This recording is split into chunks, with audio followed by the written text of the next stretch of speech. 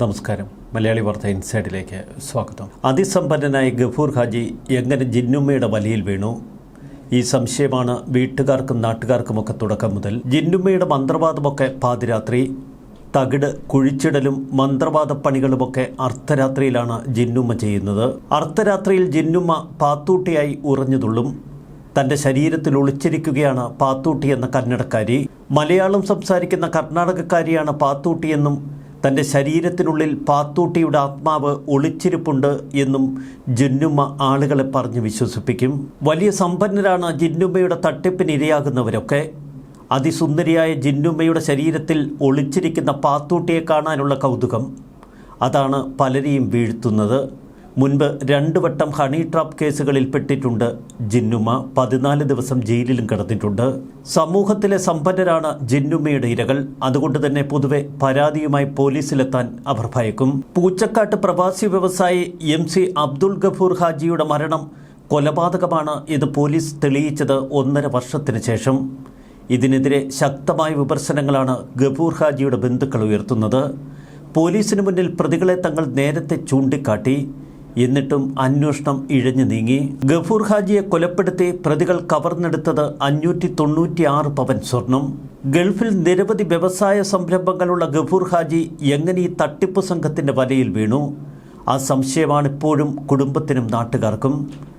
സംഭവ ദിവസം ഭാര്യയും മകളെയും ഒക്കെ തൻ്റെ ചില കൂട്ടുകാർ വീട്ടിലേക്കെത്താനുണ്ട് എന്ന് കള്ളം പറഞ്ഞ് ഗഫൂർ ഹാജി അവരുടെ ബന്ധു വീട്ടിലേക്ക് അയക്കുകയായിരുന്നു. 2023 ഏപ്രിൽ 14 ഗഫൂർ ഹാജിയെ ദുരൂഹ സാഹചര്യത്തിൽ മരിച്ച നിലയിൽ വീട്ടിൽ കണ്ടെത്തുന്നത്.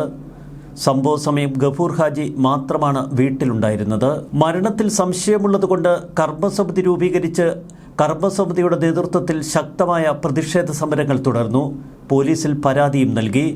സംശയമുള്ള പ്രതികളെ പോലീസിന് മുന്നിൽ ചൂണ്ടിക്കാട്ടി. ഗൾഫിൽ നിരവധി സൂപ്പർ മാർക്കറ്റുകൾ, മറ്റു സംരംഭങ്ങൾ, ജീവകാരുണ്യ പ്രവർത്തനങ്ങൾ. ഗഫൂർ ഹാജി ഒരു നിസ്സാരക്കാരനല്ല. ഹാജി ഭരിക്കുന്നത് റംസാൻ മാസത്തിലെ 25-ാം നാൾ വെള്ളിയാഴ്ച പുലർച്ചെ. പുണ്യമാസത്തിലെ 25-ാം നാൾ ദിവസം പുലർച്ചെ മരിച്ച ഹാജിയുടെ മരണം ഒരു ആത്മീയ മരണമെന്ന വിചാരമായിരുന്നു ആദ്യം വീട്ടുകാർക്ക്. അതുകൊണ്ട് തന്നെ അവർ പോസ്റ്റ്മോർട്ടത്തിന് പോലും ശ്രമിച്ചില്ല. പെട്ടെന്ന് കബറടക്കി.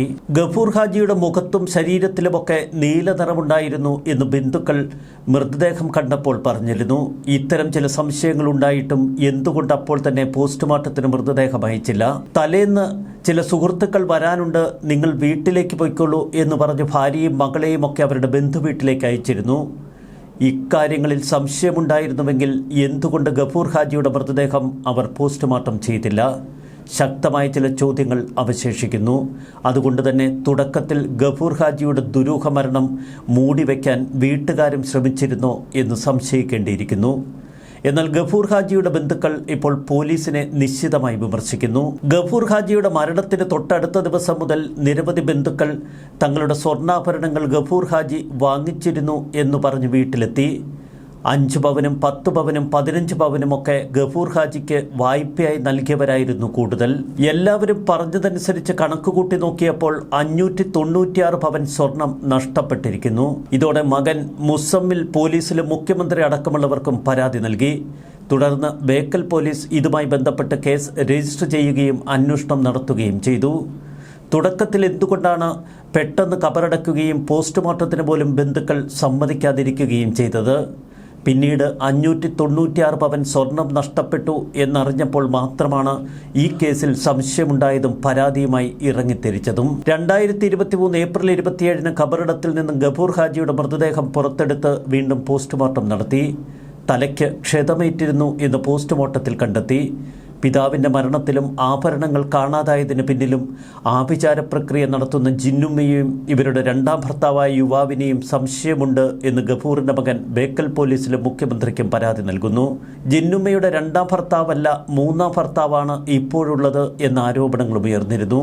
ഗഫൂർ ഹാജി മരിച്ചു കിടന്ന ആ മൃതദേഹം പരിശോധിച്ചപ്പോൾ എന്തുകൊണ്ട് തലയ്ക്ക് അടിയേറ്റു എന്ന കാര്യം വീട്ടുകാർ മനസ്സിലാക്കിയില്ല. അഥവാ വീട്ടുകാരത് മനസ്സിലാക്കിയിട്ടും ഖബറടക്കാൻ എന്തുകൊണ്ട് തീരുമാനിച്ചു? 1.5 വർഷം മുമ്പ് നടന്ന ഈ സംഭവത്തിലെ പ്രതികൾ പോലീസ് പിടിയിലാകുന്നത് മാസങ്ങൾക്ക് ശേഷം. തുടക്കത്തിൽ സ്വാഭാവികമെന്ന് കരുതിയ ഈ മരണം ഇപ്പോൾ കൊലപാതകമെന്ന് പോലീസ് തെളിയിച്ചിരിക്കുന്നു. ഗഫൂർ ഹാജിയുടെ മരണത്തിന് ശേഷം 596 പവൻ സ്വർണം പ്രതികൾ മോഷ്ടിച്ചുവെന്നും ഇത് വൻകിട സ്വർണ്ണാഭരണശാലകൾക്ക് വിറ്റുവെന്നും പോലീസ് കണ്ടെത്തി. കേസുമായി ബന്ധപ്പെട്ട് ജിന്നുമ്മയെയും ഭർത്താവിനെയും 2 സ്ത്രീകളെയും അടക്കം 4 പേരെ പ്രതിയാക്കി പോലീസ് കേസെടുത്തു. അവരെ അറസ്റ്റ് ചെയ്ത് കസ്റ്റഡിയിലാക്കി. ജില്ലാ പോലീസ് മേധാവിയായി ഡി ശില്പ കാസർഗോഡ് ചുമതലയേറ്റതിന് തൊട്ടുപിന്നാലെയാണ് പ്രഭാതമായി ഈ കേസ് തെളിയിച്ചത്. DYSP KJ ജോൺസന്റെ നേതൃത്വത്തിലുള്ള അന്വേഷണ സംഘമാണ് ഈ കേസ് പൂർണ്ണമായും തെളിയിച്ചെടുത്തത്. ഗഫൂറിൽ നിന്നും മന്ത്രവാദ വഴിയിൽ നിന്നുമൊക്കെ ഇക്കൂട്ടർ തട്ടിയെടുത്ത സ്വർണം എന്തു ചെയ്തു എന്ന് മാത്രമാണ് ഇനി പോലീസിന് തെളിയിക്കാനുള്ളത്. കോഴിക്കോട്, കാസർഗോഡ് ജില്ലകളിലെ വൻകിട സ്വർണ്ണ വിൽപ്പനശാലകളിൽ ഈ സ്വർണം വിറ്റഴിച്ചുവെന്ന കണ്ടെത്തലാണ് പോലീസ് ഇപ്പോൾ നടത്തിയിരിക്കുന്നത്. ഗഫൂർ ഹാജിയുടെ മാത്രമല്ല മറ്റ് നിരവധി സമ്പന്നരുടെ കയ്യിൽ നിന്ന് ഇത്തരത്തിൽ സ്വർണ്ണാഭരണം ജിന്നുമ്മയും സംഘവും അടിച്ചെടുത്തിട്ടുണ്ട്. ജിന്നുമ്മ തന്നെയാണ് പലപ്പോഴും സമ്പന്നരെ തൻ്റെ വലയിൽ വീഴ്ത്തുന്നത്. ആഭിചാര ദുർമന്ത്രവാദമൊക്കെ നടത്തുന്നത് അർദ്ധരാത്രിയിൽ. ജിന്നുമ്മയുടെ സഹായികളായി പ്രവർത്തിക്കുന്ന ചിലരുടെ ബാങ്ക് അക്കൗണ്ടുകളിലേക്ക് വലിയ തുക നിക്ഷേപം വന്നതായി പോലീസ് അന്വേഷണത്തിൽ കണ്ടെത്തി. തുടർന്ന് ഇവരെ വിളിച്ച് ചോദ്യം ചെയ്തപ്പോൾ തികഞ്ഞ അവ്യക്തത. ചിലർ ഒറ്റ ദിവസം കൊണ്ട് ലക്ഷങ്ങൾ അടിച്ച് വാഹന വായ്പ തീർത്തു. മറ്റു ചിലർ ആഡംബര വാഹനങ്ങൾ വാങ്ങിക്കൂട്ടി. തുടർന്ന് നടത്തിയ അന്വേഷണത്തിൽ ജിന്നുമ്മയുടെ സംഘത്തിൽപ്പെട്ടവരുടെ ചില മൊബൈൽ ഫോൺ ടവർ ലൊക്കേഷനുകൾ ഗഫൂർ ഹാജിയുടെ വീടിന് പരിസരത്തുള്ളവ. ഗഫൂർ ഹാജി കൊല്ലപ്പെട്ട അതേ ദിവസമാണ് അവരുടെ മൊബൈൽ ഫോണുകൾ അതേ ടവർ ലൊക്കേഷന് കീഴിൽ വന്നത്. സംഭവം നടക്കുന്നതിന് നാളുകൾക്ക് മുൻപ് ഗഫൂറിൽ നിന്ന് മന്ത്രവാദിനിയായ യുവതി 10 ലക്ഷം രൂപയും സ്വർണ്ണാഭരണങ്ങളുമൊക്കെ കൈപ്പറ്റിയതിന്റെ രേഖകളും അന്വേഷണ സംഘം ശേഖരിച്ചു. ഗഫൂർ ഹാജിയും ജിന്നുമ്മയും തമ്മിൽ നടത്തിയ വാട്സാപ്പ് സന്ദേശങ്ങളിലാണ് ഇക്കാര്യം വിശദമായി പ്രതിപാദിച്ചിരിക്കുന്നത്. ജില്ലയിലെ ചില സ്വർണ്ണ വ്യാപാര സ്ഥാപനങ്ങളിൽ ഈ സ്വർണം വിറ്റിരുന്നതായി പോലീസ് സംഘം കണ്ടെത്തി. തുടർന്ന് പ്രമുഖ വ്യാപാരികൾ ഉൾപ്പെടെയുള്ളവരെ വിളിച്ച് പോലീസ് ചോദ്യം ചെയ്തു. ഇതിനിടയിൽ പ്രമുഖ വ്യാപാരികൾ ചോദ്യം ചെയ്യാൻ എത്തണമെന്ന് നിർദ്ദേശം നൽകിയതോടെ ഒരു പ്രമുഖരിടപെട്ട് അന്വേഷണ സംഘത്തെ മാറ്റാൻ പോലും ചില നീക്കങ്ങൾ നടത്തി. എന്നാൽ ആക്ഷൻ കമ്മിറ്റിയുടെ കൃത്യമായ ഇടപെടലുകളെ തുടർന്നായിരുന്നു അത് മുന്നോട്ട് നീങ്ങിയത്. മലബാറിൽ ഏറെ പേരുള്ള ഒരു സ്വർണ്ണ വ്യാപാര ശൃംഖലയുടെ തലവനാണ് ഇത്തരമൊരു അട്ടിമറിക്കിറങ്ങി തിരിച്ചത്. ഗഫൂർ ഹാജിയുടെ പക്കൽ നിന്ന് കാണാതായത് 4 കിലോയിലേറെ തൂക്കമുള്ള സ്വർണ്ണാഭരണങ്ങളാണ്. ഇതാരുടെ കയ്യിൽ എത്തിയെന്ന് കണ്ടെത്തേണ്ടതുണ്ട് അന്വേഷണ സംഘത്തിന്. ബന്ധുക്കൾ ഉൾപ്പെടെയുള്ള 12 പേരുടെ കയ്യിൽ നിന്നായി അബ്ദുൾ ഗഫൂർ ഹാജി വാങ്ങിയതായി പറയുന്ന 596 പവൻ സ്വർണം കണ്ടെത്തുക തന്നെയാണ് ഇനി അന്വേഷണ സംഘത്തിന്റെ മുന്നിലുള്ള മുഖ്യ വെല്ലുവിളി. കേസുമായി ബന്ധപ്പെട്ട് പ്രത്യേക അന്വേഷണ സംഘം 50-ലധികം ആളുകളെ ചോദ്യം ചെയ്തു.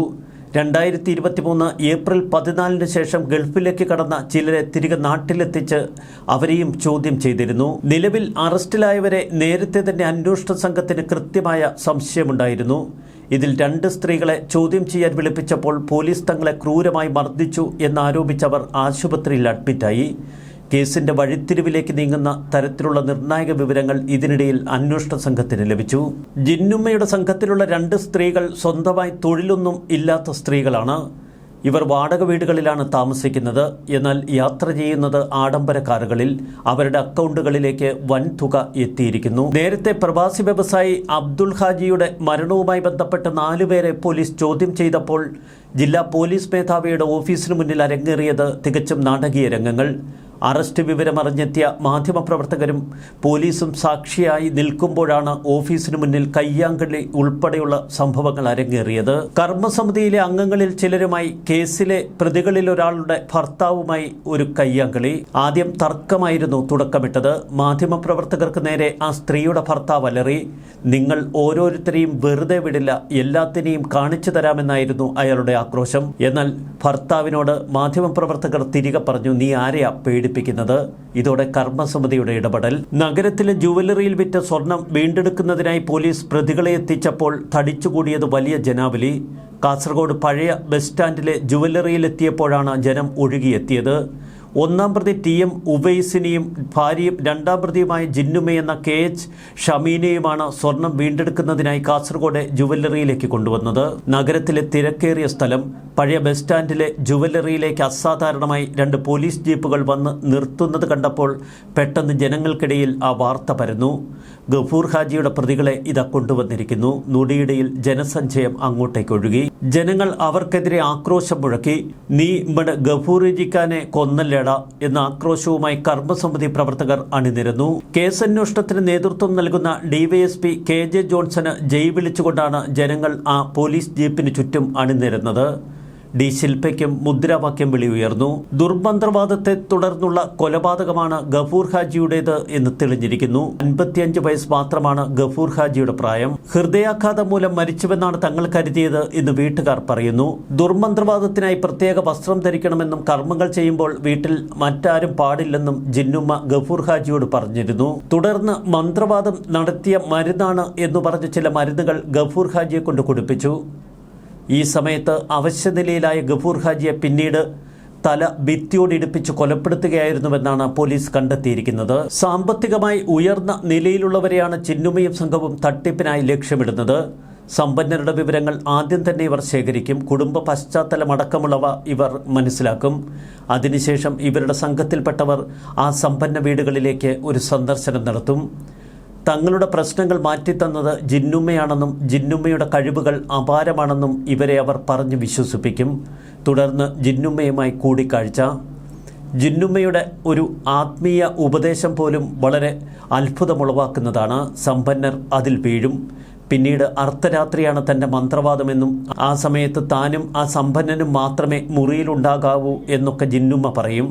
തൻ്റെ ശരീരത്തിൽ ഒളിപ്പിച്ചിരിക്കുന്ന പാത്തൂട്ടിയെ കാണിച്ചു കൊടുക്കാമെന്നും ജിന്നുമ്മയുടെ ഓഫർ. സമ്പന്നരായ ഇരകൾ തട്ടിപ്പിൽ വീഴുന്നതോടെ ഘട്ടം ഘട്ടമായി സ്വർണവും പണവുമൊക്കെ കൈക്കലാക്കും ജിന്നുമ്മ.